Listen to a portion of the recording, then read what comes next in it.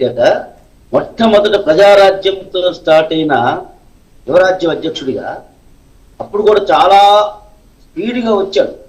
కానీ అక్కడ డిసప్పాయింట్ అయ్యాడు పవన్ కళ్యాణ్ గారు. ఎందుకంటే వాళ్ళ అన్నగారు పార్టీని కాంగ్రెస్ లో విలీనం చేసినప్పుడు తుస్సరాము అతనికి ఇష్టం లేదు, అయినా ఏం చేయలేని పరిస్థితితో మదన పడ్డాడు.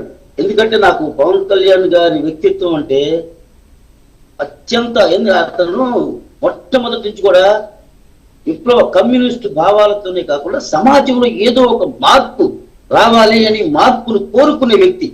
కాబట్టి ఆయన అంటే నాకు మొట్టమొదటి వ్యక్తిగతంగా కూడా చాలా ఇష్టం.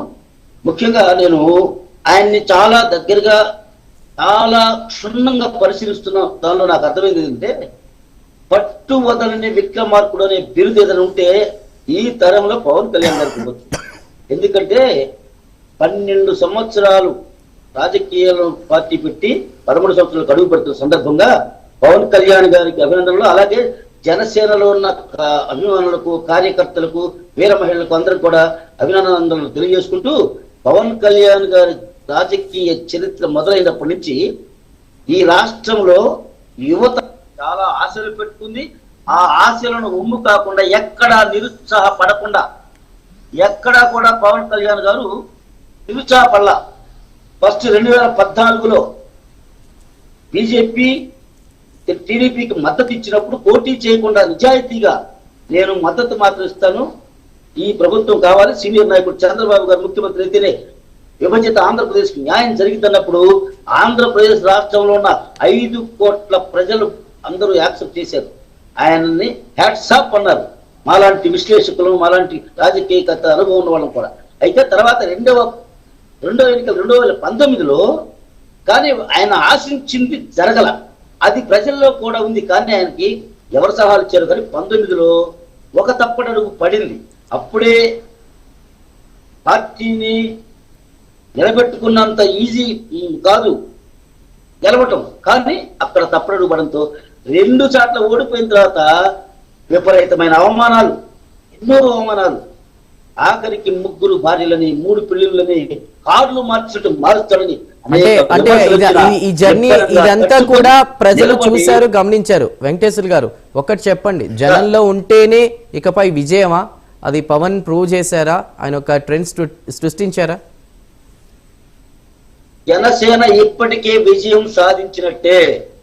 2024లో కూటమితో జతకట్టిన తర్వాత 100% స్ట్రైక్లతో గెలిచిన తర్వాత ఉప ముఖ్యమంత్రి గారు అయిన తర్వాత ఆయన ప్రజా జీవితంలో ఆయన నడుస్తున్న నడక దశాబ్దాలుగా గిరిజన ప్రాంతాల్లో రోడ్లు లేని ప్రాంతాల్లో కూడా వెళ్ళి ఆ రోడ్లు వేసి వాళ్ళ కళ్ళల్లో ఆనందం చూశాడు.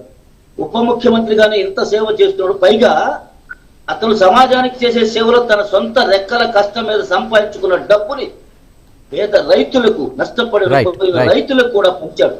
అలాగే రాజకీయాలు ఇటువంటి వాడు కావాలని కోరుకున్నాం.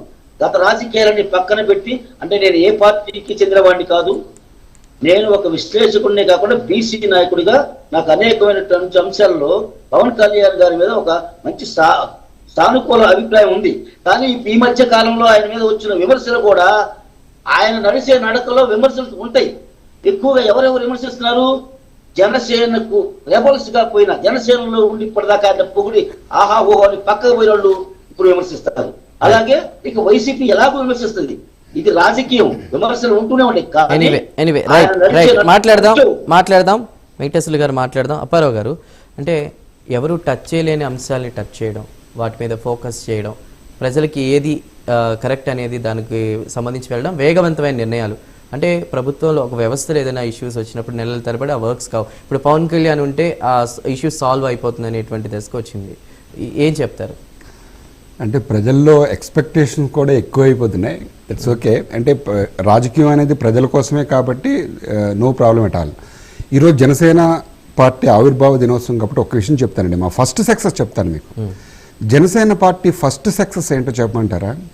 2019లో 2 చోట్ల ఓడిపోయిన తర్వాత, అధినాయకుడు ఓడిపోయిన తర్వాత, పార్టీ అధ్యక్షుడు ఓడిపోయిన తర్వాత 2024 వరకు పార్టీ నడిపడి